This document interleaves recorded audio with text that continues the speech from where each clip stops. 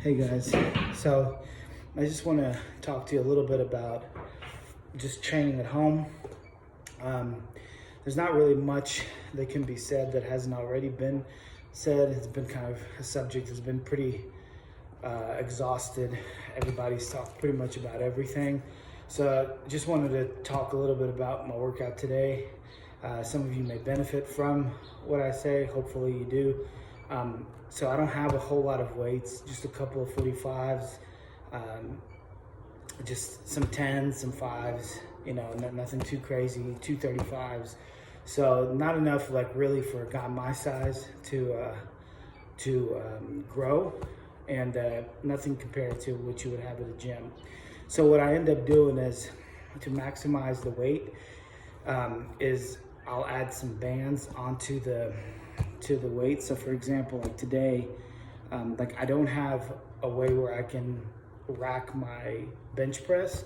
I have the bar, but nothing to rack it on. But I do have a flat bench. So what I'll do is I'll put the bar over the flat bench and add the weights onto it. And then I'll lay on my back in front of the flat bench, and I'll lift it off the flat bench, come down, and I'll post a video of it. But I'll come down, obviously I'm on the floor, so now that's a benefit because you're focusing strictly on your chest. You can't go below, so it stops kind of like right here, and then you press forward. So that's really beneficial. Plus the bands add like time under tension, so you might not have necessarily that heavy of weights, but the tension of the bands is extremely important, because that's when your muscles are really struggling, is when that tension comes into play. And again, that's actually even something that when the gyms go open back up again, you might want to do. Just take a thick band. A lot of different companies sell them. They're predominantly made for like using with machines and weights, and just go and add it onto to your machine, whatever you're doing. It's gonna definitely, you're gonna see some more development. I do. There's definitely more that I can be doing, but I can tell the difference between not using the bands and using them. So if you use them regularly, you really will see that kind of graininess that comes out in your muscle definition. So that's one thing that I do because I don't have any way to rack the bench press. Obviously, like push-ups, slow. If you a lot of people do push-ups, they'll do them they'll pop back up and down, and I mean that will give you like a burn in the muscle. But if you really want quality controlled, descension and quality controlled ascension from the push-ups. So you don't want to just pop up and down. I mean, you can add that to it. Like you can do some of the controlled push-ups, and then maybe the last 5, maybe just do the burnout set, as fast as you can. Forgot how tough push-ups are. You get used to doing weights and you start doing push-ups. It's a lot different. Primarily, I also feel them in my wrists, which is not the greatest thing, but sometimes depending on where you place your hands, how wide and close they are, it'll affect if your wrist hurting or not. You just have to adjust for yourself. Definitely don't get hurt doing them. Just do them where you're comfortable. Obviously you can do descending push-ups, or incline, decline. You can put your feet up somewhere. Like I said, I have a little flat bench. I can do that, but so that's an option.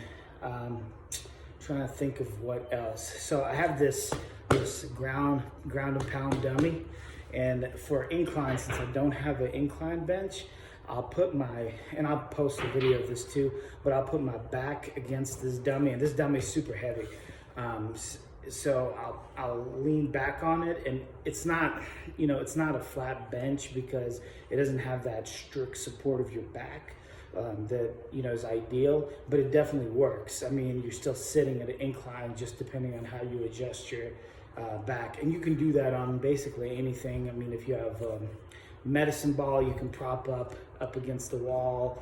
I mean, honestly, really anything that you can just kind of tilt your back.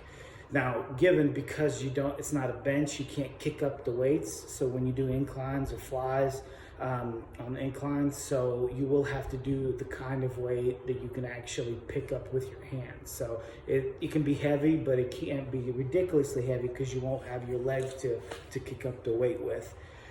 Trying to think of anything else. I mean, obviously you can use bands for those too. That's helpful. Again, time and attention really brings out that definition. Thinking. You know, really can't think of anything else that you guys wouldn't like, everybody else hasn't already shown or discussed. Obviously, you can also wear like anything where you're moving your upper body or your body's going up and down, like push-ups. You can wear these weighted vests. This one is 40 pounds. They come in different poundages. You can obviously have someone sit on your back. That's an option. Outside of that, guys, I mean, I can't think of anything else that would be like mind-boggling. So, but I'll try to post some more of these if I find anything else interesting that I think you might enjoy.